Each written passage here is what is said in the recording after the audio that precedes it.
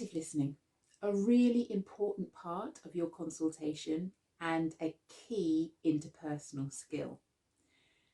It's really important to be able to actively listen because you want to make sure that you have a full and complete understanding of what your patient is saying and why they're saying it. So not your interpretation of what they're saying, but actually what they mean by it.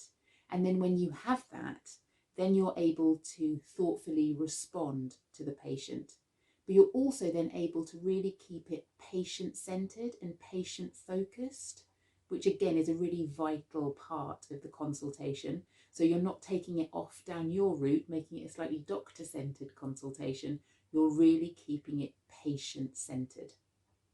So here are my 5 top tips that hopefully you can use that will boost your active listening skills. So my first tip is to avoid distractions. Now that's really hard because there are so many distractions. There are things going on around us all the time. We have our own thoughts that perhaps when somebody is saying something, it triggers a thought. And as a doctor, it might be that you're thinking, oh, well, what could this problem be? And this thought then leads to another thought. It could also be that you're thinking about what to ask next. It might even be that you're hungry or that you're aware of the time.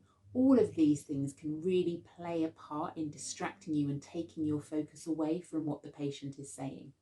So do what you can to avoid those distractions. Maybe turn off any sounds that come off your computer or your phone. Maybe position yourself within the room so you can't see out the window or can't see out of the door. But also tell yourself for the next 10 minutes, or even shorter than that, for the next minute that the patient is talking, I'm going to give you my undivided attention.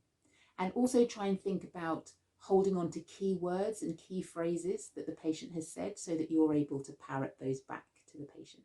So my next tip number 2, is to be aware that when we hear, which we do all the time, what happens is that what somebody is saying kind of goes into our computer in our head that stores everything that we've ever been through, and it will process the words that we're hearing in a way that will make sense to us. So it might be that we make assumptions on the words that we're hearing, or it might be that we find a memory that we've had that helps us relate to what the other person is saying.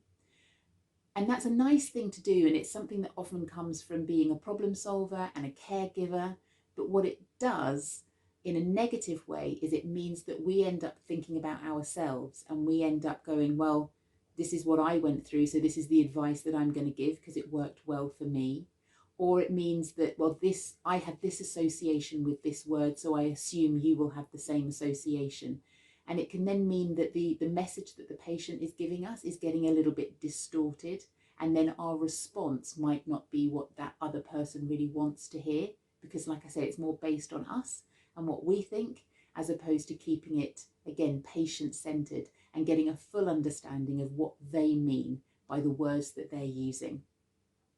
So try and gain clarity from what the patient is saying. Really just try and listen, so that when a word is used, you are asking yourself, am I making assumptions on what that word means, or can I seek clarification? For example, you use the word depressed. Can you tell me what that means to you?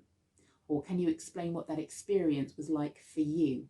Rather than perhaps, like I say, making those assumptions and thinking it would be the same as the experience that we've had. So tip number 3 leads on from the previous tip, and that is to think before you respond.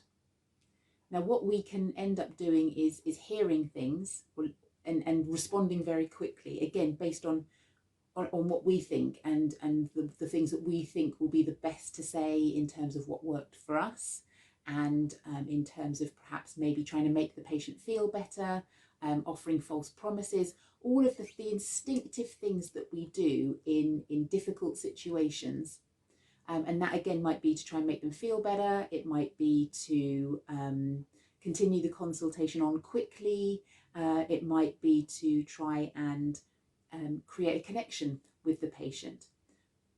But you have to ask yourself, is my initial response the best thing, or could I give myself a beat, a second, to just hear back what the patient has said, and then to think of a more thoughtful response that again is focused on the patient. And that may also be things like, rather than just a robotic response, or I'm sorry to hear that, or I understand, I know what you mean, could it be that you actually have a response that is a little bit more thoughtful? So it could be to say, I can only begin to imagine how difficult this must be, or I can only begin to understand what you're going through, or I'm so sorry to hear that what you're going through has created such stress for you. So your response again is just connected a little bit more to what the patient has said and how the patient is feeling. Tip number 4 is to think about perspectives. You will meet a diverse group of people as a doctor, and that means that everybody that you meet will be coming from a different perspective, having a different point of view. And that's great. It makes your life a little bit more complicated, only if you are willing to see that there are other points of view and there are other ways of looking at situations. So again, recognize that our thoughts and our feelings are very strong and very powerful. And of course they are, because it's based on who you are and the amount of years that you've lived on this planet and all the experiences that you have had. And so we can become closed off sometimes to the idea of other, like I say, other perspectives and other points of views. We can become very focused on how we feel about something, and that those feelings can be so strong that we forget that other people can have another viewpoint. So when you have listened to what somebody has said and you've given yourself that beat, those few seconds to think before you respond, part of those thoughts should be, can I see this perspective, or can I see this situation, from a different perspective? Could I see a different point of view here? And would that then in turn change the way that I respond to this situation? And then my 5th and final point is empathy. It has to be a really important part of everything that you do and everything that you say. Empathy has to run underneath your consultation at all times. Now, empathy doesn't have to be something that you say. It can just be how you are holding yourself and how you make the patient feel. Remember that empathy isn't about understanding necessarily, and it's certainly not about agreeing with somebody, but it's just about accepting that that's how they feel. And so how we can show empathy is just to be nice and still and allow that person to have your undivided attention. So it's eye contact, it's relaxed body language, it's a facial expression that says, I'm here to support you, I'm here to listen to you. So don't forget to try and have that empathy running through. It's not always, again, verbally about what you say. It can just be how you make the patient feel. So create that atmosphere of being comfortable, all right, within the consultation and with what the patient is saying. And don't feel that pressure that you have to verbally respond with, oh, it'll be all right, or no, I'm so sorry to hear that. And you don't necessarily have to do that. It can be just a silence that says, I hear what you're saying. So remember to have that empathy, and remember it's about accepting how somebody feels and what somebody's going through. I hope you enjoyed this video on active listening, and I hope you will be able to implement the tips that I gave you into your next consultations. But just remember to be present with the patient, and don't put pressure on yourself that you have to know the next question. All right, if you actively listen to somebody, often the questions will come naturally. So try and create a more conversational exchange between you and the patient, and be present, and try and find those human to human connections as well, where you're really listening to the emotional side of what the patient is going through.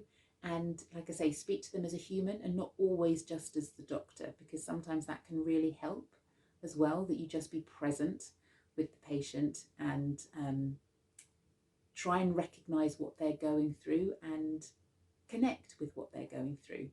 on that human level, and then the doctor can kind of come in to offer that support as well. Please do like this video and subscribe to the channel. I'm very keen to offer as much support as I can in terms of communicating effectively with your patients. So please do leave a comment below on anything that you'd like to see, and if you have any questions at all, please let me know and I will create content that will hopefully answer those questions. See you soon.